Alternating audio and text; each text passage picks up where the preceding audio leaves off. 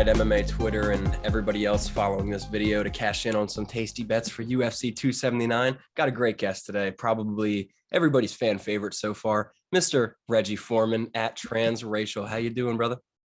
Doing good now that I'm looking at your handsome face, ready to talk some MMA. Thanks, man. For those who don't know Reggie, he's a great personality on Twitter.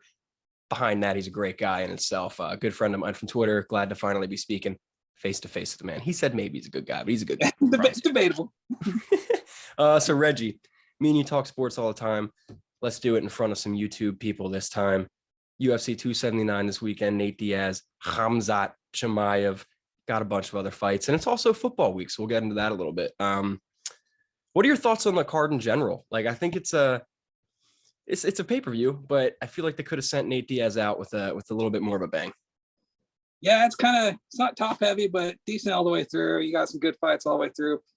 Prelims ain't bad at all, and nothing like crazy, nothing amazing. But yeah, like I said, like, you got 8 good fights at least, probably. So I mean, I'm hyped for it. The main card is, like you said, it's not stacked, but it's some good bangers. Paris was dope, man. That was a great card. Yeah, it was amazing. I still sad about Ty just because I love that guy, but he went out on a shield. You can't hate on him or anything. You gotta respect that. He had him dropped in the second round or third round. I can't remember which one. Almost had him, man. I'd sprinkled the knockout for Ty just because it's just worth it. Just in that point, but it was fun. Still, nothing but respect for Game. My favorite Frenchie, probably.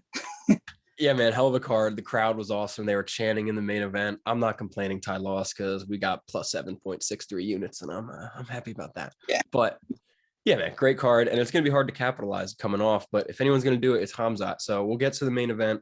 We'll start with the more boring fights per se to begin with. I only have like three plays I'm really going to talk about with confidence. 4 fighters total. One of them's a parlay. So we'll start with the ladies, one of which I know you dig on.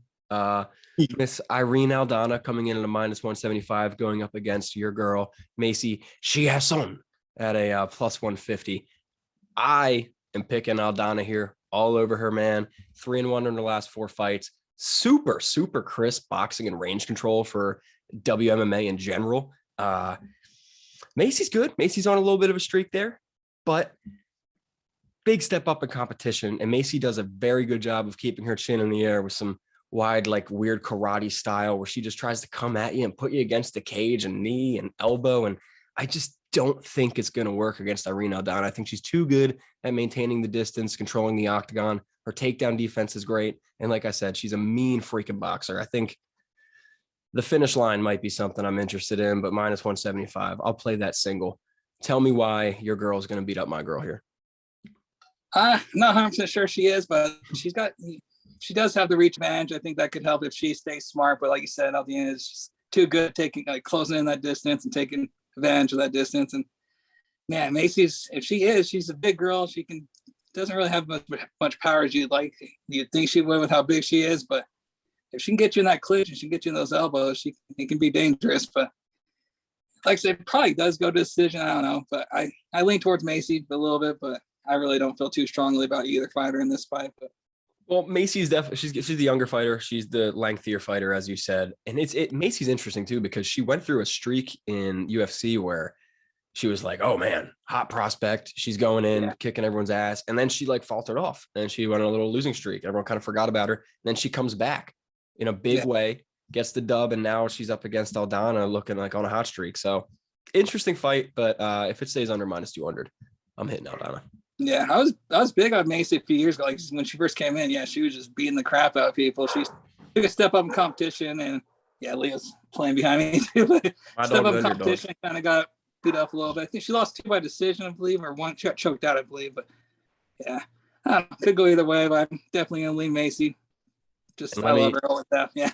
Let me preface all this talk with don't bet your house and your mortgage on women's MMA, but worth a little sprinkle on Aldana. Reggie thinks it's worth a little sprinkle on Macy, so maybe just don't touch his fight in general. Anyways, an underdog. That's for Macy. That's my. I'm gonna switch it to an A, flip it to the W for Aldana. You got me there. You're much smoother there. You like that? So next fight here, an underdog I'm excited to talk about. An underdog I'm actually really confident in. I'm never too confident on underdogs, but Daniel Rodriguez, man, plus 170 against Kevin Holland, minus 200. I think Vegas got those odds wrong. Do you agree? Man, I love these. This is probably my main event. These are my two favorite fighters on the card, probably. Daniel Rodriguez is so crisp with his boxing. He's so good. But Kevin Holland, he can get you every once in a while. He's got so much power. He's difficult to understand. He can get you where you don't expect. Crazy kicks. And he got worked by two wrestlers in a row, which definitely helped like dethrone his hype a lot. But I mean, and they were like top ranked wrestlers. It was yeah, Vittoria yeah, Brunson. It's not like, yeah. Yeah, you got blonde Brunson and Marvin Vittori, who I was an idiot and actually believed Marvin could be Bobby Knuckles. That's on me. But Me too. We looked really dumb there. But Yep. Bobby Knuckles is next level though. But Marvin's still nothing to sneeze at, and you can't really hate on Kevin for getting out wrestled by Marvin Vittori. But D-Rock's not much of a wrestler, so they're both going to be standing up most of the time. So if it goes 15 minutes, either one can get caught at any time. I don't see it going the distance, to be honest, but I don't even know what the odds are for the distance, but I just don't see it going the distance. So the reason I'm on D-Rod here is because I agree with you. I think it stays standing. Kevin Holland's got a little bit of a reach advantage. He's the bigger guy coming down to welterweight. Kevin Holland just scares me as a fighter, right? As you said, experience against Vittoria Brunson, you're going to get fight experience there. But his fight against Dawkins, right? His last win against Mean Bird, Tim Means. His win against, who did he beat before Tim? Cowboy Oliveira. Yeah. He wins Cowboy the caught him a few times, yeah. He starts out slow. He starts out chinny. He's not like, he got headbutt hard in the Kyle Dawkins fight. But dude, people can say what they want. He was going to lose that fight. He was losing that fight before that, you know. It was the first round, so you can't really say for sure. But yeah, it's early. But he starts out slow, so who knows if he could turn it around there. But it's weird that they both have submission wins against Tim Means. Forget about D-Rod. He actually got one in the back. So it's funny. They both don't go to the ground, but they both are tapped out. One of the best grapplers in the division. So that's pretty crazy. But yeah, Kevin Holland hitting that like plus 1,200 sub on Tim Means is crazy. But yeah, man, the boxing of Daniel Rodriguez scares me here. I think he's super crisp boxer. And he's also mean, man, like throws with intent. He can take a punch. We've seen him wobble before, but nothing crazy. Like he just got that gritty style against him. And I don't think that's going to fare well with Kevin Holland. I think Kevin Holland has the potential to get caught here. Daniel Rodriguez is 6-1 in the UFC. Really, really high on this guy. If the line was like a pick 'em, if D-Rod was a slight favorite, even if he was like a plus 120, I don't think my eyes would be where they are. But I'm looking at D-Rod plus 170, man. I'm looking at Kevin Holland, some of his fight IQ, sometimes the way his chin can take a punch, sometimes the way his chin is hanging in the air. The plus 170 is so tempting. I'm going to have to hit it, and I'm pretty confident Daniel Rodriguez gets it done.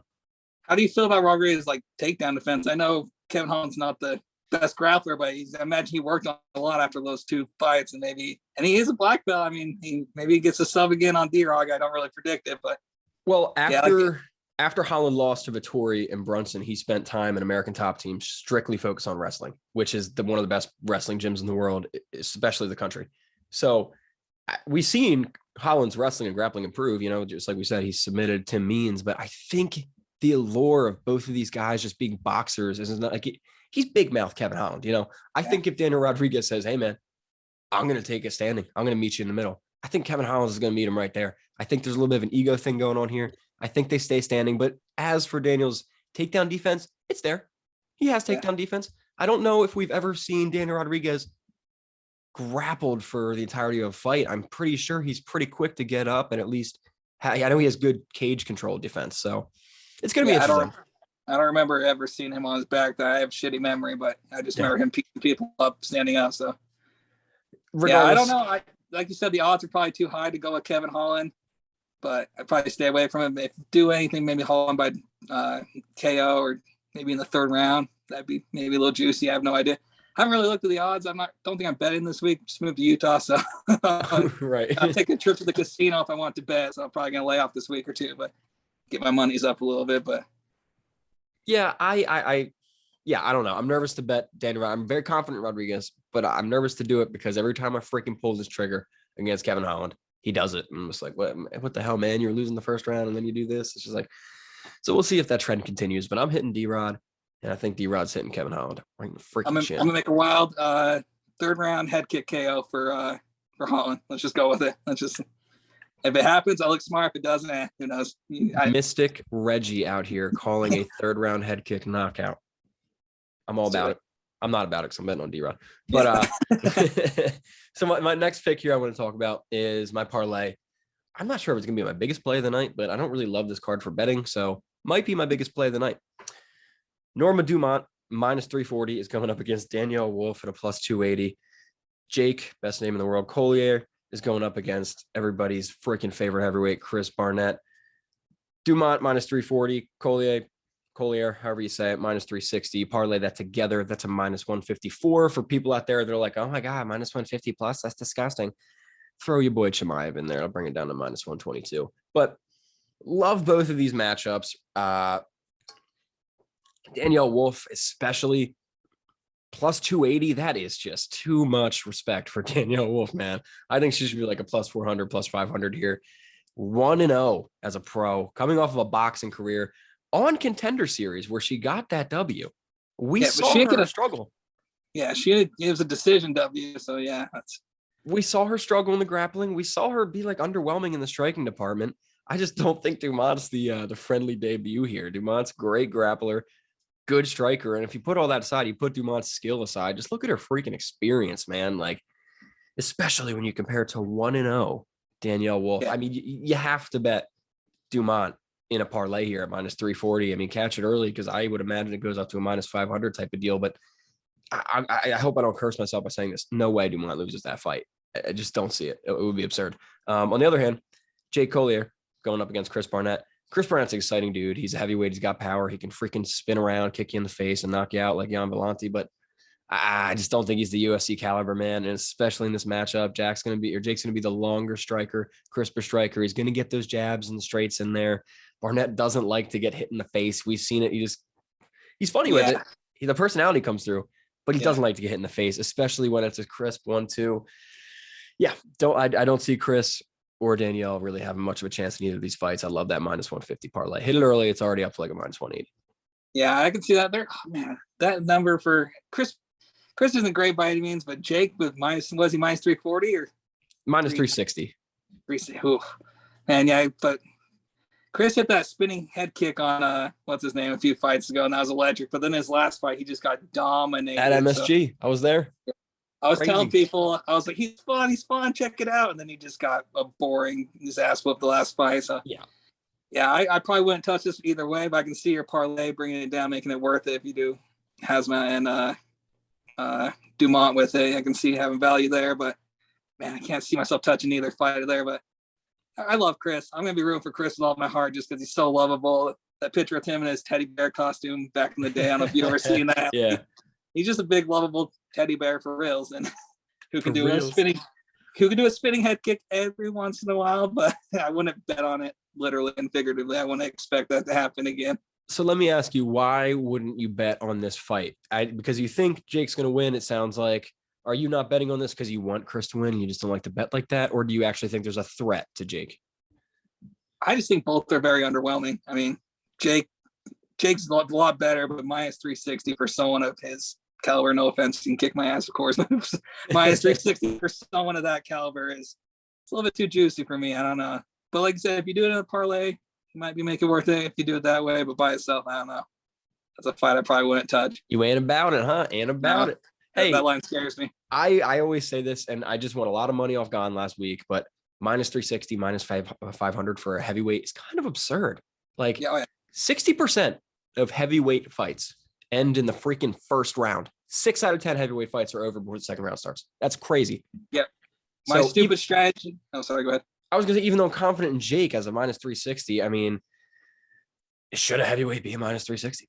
My rule is when heavyweights get that big of odds, I always sprinkle the KO for the underdog just because, like you said, it just takes one punch from those guys or one kick from those guys.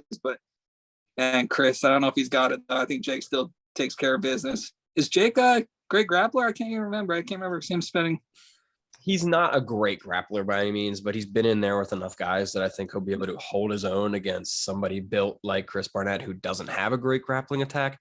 Another interesting thing about this fight, I don't have it in front of me, so I'm not going to read it off like this, but Jake Collier has like his record is win loss win loss win loss win loss win loss, and this will be he lost, so it's going to be a win. You know, it follows that pattern. So So do you actually believe in that kind of stuff? no, not at all. But people watching this probably will. Yeah, that's just wishful thinking. But yeah, some dork will be like, "Oh my god, mom, we got every hit." other yeah. Well, we'll see. MMA math's fun because it never works, but we're pretending it does. So yeah, that's the parlay I like. And then, like I said, if you don't like the minus 154 with Dumont and Collier, Chimaev thrown in there, make it a minus 122. This is the next fight I wanted to ask you about. Khamzat Chimaev is he's ranging on sports books from like a minus 900 to like a minus 1200. Diaz is like a minus or a plus 690 to like a plus 780, plus 800. Is there any value in Nate Diaz here? As much as your heart wants to say yes, but those bigger odds, you have to say there's maybe a little bit. Maybe Nate can get lucky and catch him in a submission on the ground or something. I mean, Asmat didn't get in trouble against Burns at all. He wasn't really in too much danger, and Burns is top level grappler, so it's hard to say Nate Diaz will do that. Burns couldn't, but you just never know. I mean, Nate pulls those out of his butt sometimes. I mean, he did it with Jake, who isn't. He's not hazmat horse, but or not with Jake. Sorry, he did it against Connor, who isn't hazmat horse. Leon, he caught him with once. I mean, he did get his butt whooped for 23 minutes or so, but he did catch him once, which is surprising. But I don't know if Hazmat has the power. He does have the power, but Nate doesn't get knocked out. So I can see it going 25 minutes. And if he can get lucky in the 25 minutes, who knows? So, what is the odds for it to go the distance? That's not out yet on DraftKings, which is what I'm looking at. But the over 1.5 is minus 155. That leads me to believe that the over 2.5 will be plus money. Go the distance will be like a plus 300, man. So there might be real value on that because I don't think Khamzat finishes Nate in under 2 or 3 rounds. Yeah, he could hit him with a good punch. Maybe he gets wobbly and gets some ground and pound, and maybe you can see it that way if he gets like ground and pound. But like, Nate can get caught up by an elbow on the ground or something. Maybe get doctor stoppage because if he gets hit, his skin just starts tearing off and just starts bleeding everywhere. It can happen, but. Yeah, I might actually have to drive to Mesquite and hit that over 1.5 or 2.5. That's the nearest casino. I live right on the Utah-Nevada border, but hit that over maybe. But yeah, I wouldn't. I'm too scared to even touch minus 1,200, minus 900 MMA fight. I mean, that's insane to me. Even if it is him, like. I mean, I'm super confident in Khamzat here. Like, I'll throw him in a parlay if it's going to get it to plus money or something. But no, by himself you can't touch that. There's no value in that. You don't even want to throw that in a parlay usually. I mean, that's a parlay, dude. Khamzat. I mean, every time I see that kind of line, as dumb as this, I always like sprinkle dog. Even with I did Julia Pena to be Amanda Nunes by sub the first time, didn't touch it the second time, but just put a sprinkle on the sub. Didn't believe in it one bit, but the odds were too much to Hey, not do that. If you do that consistently, you're going to end up positive, they say. So I'm not that crazy. That's all you, bro. Yeah. No, that's always a sprinkle. That's like $5 bet tops. Like I'm not going crazy with that. Not the real money on that by any means. So I like the over here. I do, especially if the over 2.5 is plus money, I'll consider it. But no, I don't think there's value in Nate Diaz, unfortunately. I hope he puts on a show. I hope there's value in that. That's what I hope. If he could pull off the win somehow, sub, you think you think Dana gives him that money and maybe gives him a next contract? Or because it'd be hard for him to beat the future star and then walk. That would be gangster of him too. That would piss Dana off so much if he beats him and then just walks out and is like, I'm out. Dude, if his own fight league or whatever he's planning on doing. I don't know if you saw that. Yeah, he said it was in promotion. But if Nate beats Khamzat, I don't know what Nate will do, but if you're Dana White, you bow down to that man and say, I am sorry. And you give him whatever he wants. Maybe like a 3-fight contract. Don't go crazy with it because I can't see him pull off too many miracles. But or even just like a 1 million deal. You know what I mean? Yeah. Be a fight versus Connor or something, maybe, or something. It'd be cool. They give him a title shot against Leon. That would be crazy. I can't see that. Usman would cry, but man, I'd be there for it. Yeah, I would be there just for the scenes. That'd be good. And if Nate pulls that off and then gets the hell out of there, that would be the most gangster thing in the world. Like, I can't really see it, but that would be. I would throw my West Side up all day for Nate if he did that. We'll see, man. I'm always about a Diaz card, so I'm super hyped for this weekend. I do just want to recap our picks real quick. my picks real quick because you don't agree with all of them, which is totally fine. You idiot. Irene Aldana minus 175. Love it. Daniel Rodriguez plus 170 underdog. Cash it. Dumont Collier parlay minus 150 range. Love it. Throw Hamzat in there minus 120 range. I'm not going to throw minus 1,000 in my parlay, but if you want to, do it up. So if you're one of these crazy people that wants to parlay all my picks together, that comes out to a plus 601. And if you're one of the crazier people who wants to throw another sport in there, you can just throw my freaking Eagles in there, make that a plus 961 parlay. Before we get out of here, Reggie, let's talk some freaking football because your freaking Dolphins are going to lose a freaking bet to my Birds. Hey, man, you guys are going to start off 0-1 against Dan Campbell, man. You don't want to mess with him. I love Dan Campbell. He was the intern coach in Miami when they fired Joe Philbin, and in his first game, they were up 42-0 against the Texans. He knows how to motivate people. Who knows if he's a great coach? I'm a believer in him. Not really a believer in the Detroit franchise, unfortunately. And can't depend on Jared Goff, unfortunately. But their defense was legit last year for having like underwhelming talent. They played really well, and they keep games close. They should have beat the Ravens. They got screwed over in a delay game call. Justin Tucker's the man hit like a 63-yard field goal or some shit, and then they beat the shit out of they beat up the Cardinals as well. So that happens, but I think your Eagles probably win week 1. But our bet, Jalen Hurts versus Tua, TD, who is going to have the better TD to interception ratio. Got to go with Tua, I have a feeling we're going to know who wins that bet week 1.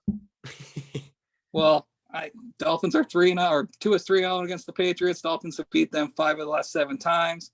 It is a rookie head coach versus Bill Belichick, so who knows? But then again, Bill Belichick doesn't know what to expect out of Mike McDaniel's offense, so maybe catches them by surprise week 1. So in our last minute here, I'm going to give you 2 picks, flash plays, talking about our Eagles and Dolphins. Start with the Eagles, the one you don't care about too much. The line's horrible, -4, +4. Eagles -4 at -110. You taking it, or are you taking the plus? If anything, I'd probably take the money line. Wouldn't really trust either. Money line's like -180 or something. Yeah, I could see myself definitely taking that instead of taking the points because don't trust the Eagles enough to cover 4, and I don't trust the Lions enough to cover 4 as well. So the Eagles are a big what if as well. They have so much talent. They made the playoffs last year. They added Brown. They added what's his name, the cornerback from the Saints, just barely in a trade. They're stacked. They're stacked. So they say they're stacked. As an Eagles fan, it's always I don't necessarily like the off seasons where we come in as the freaking dream team because it never seems to go our way. Mina Kimes or something. She said they're the 3rd best roster in the NFL, and I had to push back on that. I was like, I wouldn't go that far. You got the Rams, the Bucks. Nah, I wouldn't go that far. I don't think so either. Yeah. Your Dolphins, though, I think your Dolphins had a great offseason. They're right now -3, Patriots +3. Are the Dolphins going to cover? Yeah, I sound like a homer, but yeah, like I said, they beat them 5 out of the last 7 times. They Tua's shredded on with people with named like Mac Hollins and Durham Smythe. So now he actually has some. I love Mac Hollins. I didn't mean as a diss to Mac Hollins, but can't have Mac Hollins being the number 1 receiver at any time. No. But Tyreek Hill coming in, Jalen Waddle in his 2nd year. Jalen Waddle broke the rookie receiving record. People don't like to give him as much credit as he deserves. But yeah, I can see the Dolphins covering that. That's going to be a close one. Week 1's always tough. You never know. But I can see Miami at least covering that, maybe winning by 4, 7, 10, 15, 20. I'm joking. Belichick's not losing by 20 week 1. I'm not. No, dude, but like, just because of you and Brennan Tobin, the host for Tapped Out, and Miami Mike, and whatever other freaking Miami fans there are on Twitter, I've become invested subliminally in the Miami Dolphins team. From a third party guy from Pennsylvania who has no stake in the Dolphins, you guys are looking good. Not as good as Birds. I've gotten a lot of that on MMA Twitter because I'm a propagandist. Yeah, you are. You got me. You got me. Yeah. I speak the truth about Tua. Not saying he's amazing. I'm just saying he's better than what the internet and the media has portrayed him to be. So We'll see. This year will be the truth with Tua. Hopefully he takes the next step, and hopefully the Dolphins get their first playoff win since I was 22 years ago. I was 7 years old. Dan Marino. Yeah. They've made the playoffs a few times. 2 back-to-back winning seasons, so you got to have a little bit of hope there, and they got so much better on paper this year. So we'll see if it actually translates. Hopefully Mike McDaniel. Eagles Genius. Dolphins Super Bowl. How you feel about that? I love it. Let's do That it. would be wild, man. Tua's backup versus Tua in the Super Bowl. That'd be nice. Tua's backup. Oh, you Miami. You're all up on a freaking pedestal. Did he make him transfer or not? Because he took his job. All right, we don't need to talk about it. Okay, we're talking about the Eagles. So just spitting facts. I deal in facts, not heart. That's another thing about you freaking Miami fans. You're better at like your word burning me and stuff than I am. So whatever. Dolphins Twitter is chirpy. You can ask Pat McAfee talks about it all the time. So they put him up on Cuck Mountain. I don't know if you know about that. That's somewhere you don't want to. I saw that. Yeah. No, Dolphins Twitter is insane. I love them. I hate them. We're gonna have a lot of freaking Miami fans watching this because you're gonna share it, I'm sure. Oh yeah, they'll attack you. Okay. Great. Show your Hey, I give everyone permission to follow. I mean, to attack me. Just follow me afterwards. That's all I gotta say. Probably, maybe not. They'll call you an idiot. Maybe they'll follow you, but they will definitely call you an idiot regardless because they're a sassy bunch. But that's because Tua gets crapped on more than he should. So we're overly defensive and ready to fight. Plus, they're Florida people. What do you expect? I mean, that's for the most part, they're Florida people. Hey, you don't got to tell me about bad fans, man. I'm from Philadelphia. Come on. Yeah, Phil. You know how it goes. You guys are equally as angry. You guys stir stuff at Santa Claus for. We're throwing beers at babies, bro. Yeah, you're ruthless, but I do respect Philly. I respect their fandom. They go hard. Thank you. Maybe not the classiest bunch, but they go hard, and that's what matters. Completely agree. Hey, man, as Jason freaking Kelsey says, we're from Philly. No one likes us, and we don't care. He crapped on Florio or somebody in his speech, and I loved it. I can't remember if he went after it during the Super Bowl speech, but I loved it because it was one of the big names that I hated. So I was like, let's go, Kelsey. Plus, all the Kelseys are awesome. Travis Kelce, coolest frat boy ever. Yeah, they're a cool fam. But we'll see, man. Week 1 NFL. And in my opinion, more importantly, UFC 279 going down September 10th, and football's on, the 11th. Reggie, give me that heart again, man. Thank you so much for doing this. Hold on, yeah. He wants a guest star real quick. Leo says hi. What's up, boy? All right. Thanks for having me, my guy. Of course, brother. I'll be posting it tomorrow. Everybody, thank you for watching. Let's go Hamzat and Norma and Jake and Daniel and Irina and Eagles and whatever, Dolph. I'm getting a Charlie horse, so let's end this shit.